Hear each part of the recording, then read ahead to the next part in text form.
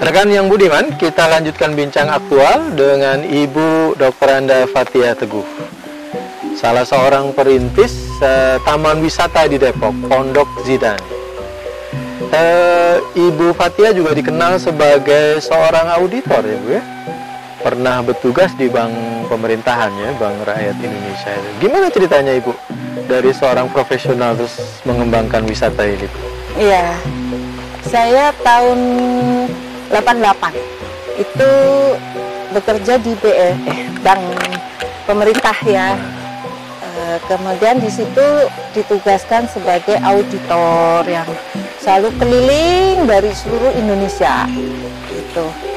Nah dari situ saya sering kalau tugas audit itu kan lebih dari 1 minggu Pak, 2 minggu. Jadi ada hari libur itu pasti dimanfaatkan untuk melihat tempat-tempat wisata gitu. Jadi saya memang paling senang dengan alam gitu loh. Nah dari situ saya sering banget punya cita-cita ke depan, nanti kalau saya sudah tua pengen punya rumah yang ada sungainya, ada kolamnya, ada kebunnya. Nah ini terwujud di sini, sehingga ketika banyak permintaan dari teman-teman itu yang tadinya cuma minjem, kemudian ditingkatkan menyewa, itu berkeinginan memberikan masukan gitu. Bagaimana kalau di sini ditambah lagi kolam renang, ditambah lagi tempat-tempat untuk anak-anak bermain-main gitu. Jadi saya sebenarnya nggak punya apa ya rencana untuk bisnis itu nggak ada. Kalau bicara bisnis mungkin ya belum bisa menghasilkan sesuai hitung-hitungan bisnis gitu. Jadi tapi manfaat buat masyarakat iya, ya. Yang penting kalau ada tamu di sini seneng itu sudah alhamdulillah gitu. Akhirnya Allah beri rezeki terus. Jadi akhirnya tanpa ini ya tanpa ngoyo banget harus pinjem bank atau apa, dari hasil gaji Pak. Setiap minggu saya kesini. Swadaya jadi iya. Dari hasil gaji sampai saya itu pensiun nggak punya tabungan karena semuanya ada di sini. Semua setiap minggu saya sampai cari bunga sini, terus nanti berikutnya saya cari alat-alat pancing. Jadi begitu terus mengalir aja. Ini Bu ya? Iya, untuk melengkapi yang ada di sini. Ya? Terus saya juga sering browsing tempat-tempat wisata yang bagus. Oh di Bandung ada itu getek yang ditarik dengan tali gitu, saya ikut. Jadi niru-niru aja. Tapi sistem ngomong-ngomong, pada masa awal itu Ibu merancang arsiteknya itu idenya dari mana Bu?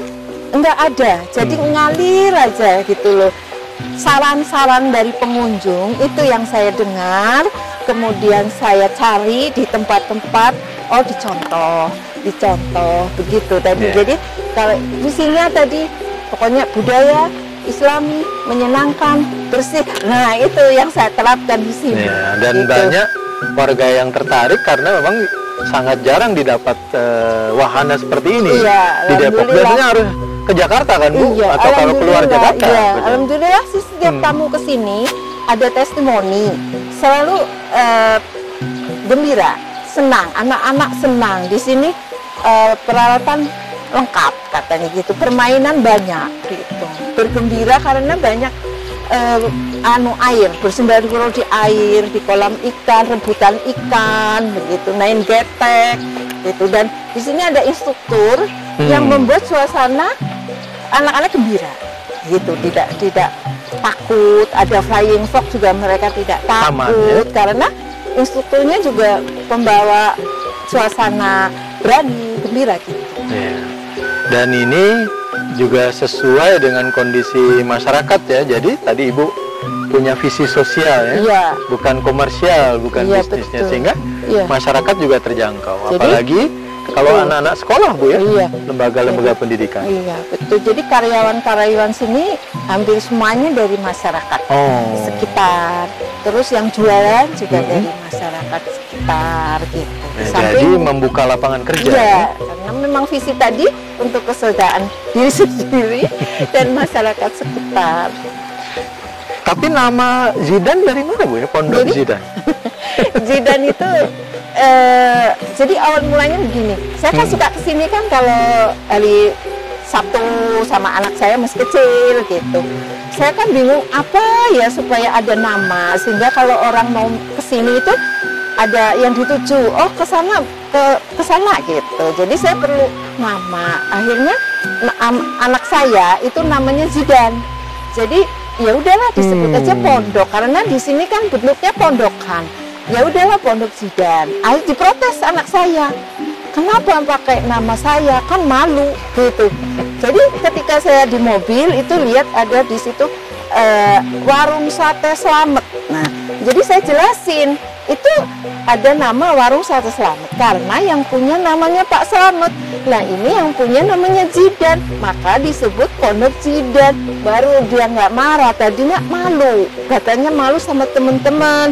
Kok namanya pondok Zidan? Tapi setelah dijelasin begitu dia. Dan ini bisa menjadi salah satu aset Kota Depok ya. Tidak cuma pembangunan fisik, infrastruktur, tapi harus ada pembangunan wisata, ya, hiburan untuk rekreasi warganya. Nama Zidan terkenal, Bu. Ada pemain sepak bola Zinedine Zidane. Memang itu juga ada nama anak saya juga karena 98 kan waktu itu apa namanya bola dunia ya. Betul. 98 di mana Zinedine Zidane ya menjadi top luar biasa. Ya itu. Ya, nanti kita sambungkan agar Zinedine Zidane bisa berkunjung ke Depok. Ini bisa jadi salah satu ikon. Tapi gimana, Bu? Dukungan atau support atau hubungan dengan dinas pariwisata misalnya di kota? Ya alhamdulillah selama ini kalau ada hal-hal biasa kita diundang gitu loh yang berkaitan dengan wisata gitu kita diundang gitu.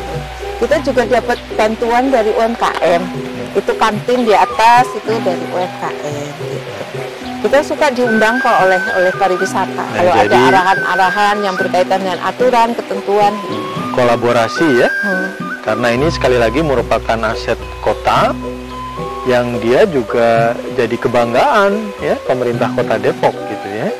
Sudah masuk di dalam daftar tempat-tempat wisata yang wajib dikunjungi di daerah Depok. Kalau kita lihat di website itu.